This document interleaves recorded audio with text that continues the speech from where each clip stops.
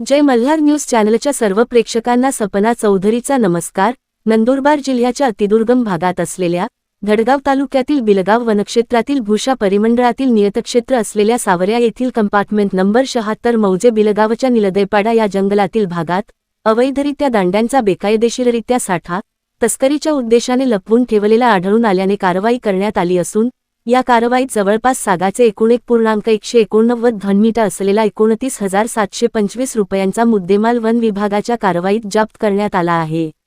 नंदुरबार जिल्ह्याच्या अतिदुर्गम भागात असलेल्या धडगाव तालुक्यातील बिलगाव वनक्षेत्रातील भूषा परिमंडळातील नियतक्षेत्र सावऱ्या येथील कंपार्टमेंट नंबर 76 मधील मौजे बिलगाव निलदैपाडा यातील जंगल भागात असलेल्या आतमधील भागात बेकायदेशीररित्या तस्करीच्या उद्देशाने लपवून ठेवलेल्या मालाबाबत गुप्त माहिती मिळाल्यावरून धुळे वनसंरक्षक श्रीमती नीनू सोमराज, उपवनसंरक्षक नंदुरबार वनविभाग संतोष सस्ते, विभागीय वन अधिकारी दक्षता विभाग धुळे राजेंद्र सदगीर, सहाय्यक वनसंरक्षक रोहयो अक्रानी SD साळुंखे यांच्या मार्गदर्शनाखाली बिलगाव वनक्षेत्रपाल लक्ष्मीकांत शेंडगे व अक्राणी वनक्षेत्रपाल चारुशिला काटे यांच्या नेतृत्वाखाली प्रशिक्षणार्थी वनक्षेत्रपाल प्रथमेश राणे, भूषा वनपाल भरतसिंग परदेशी, वनपाल माळ प्रतिभा बोरसे, वनरक्षक मंगेश वळवी, अशोक पावरा, उमेश पावरा, पूनम पावरा, रेखा पावरा, मनीषा पावरा, जोली वळवी, प्रमिला पावरा, गिरधर पावरा, दिनेश वसावे, वैशाली पाडवी, वनमजूर जाण्या पावरा यांनी कारवाई केली असून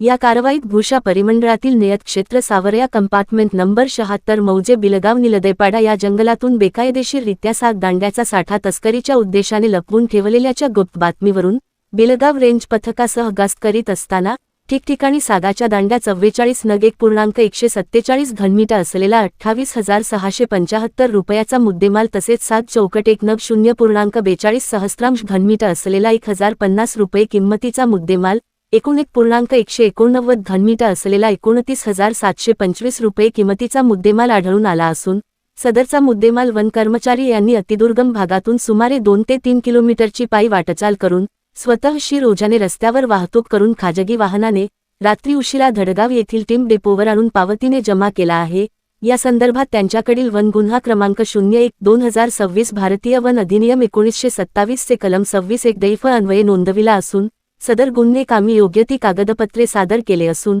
सदरची कारवाईही करण्यात आली आहे। पुढील तपास वनपाल भूषा भरतसिंग परदेशी हे करीत आहे। धडगाव प्रतिनिधीसह सपना चौधरी, जय मल्हार न्यूज नंदुरबार।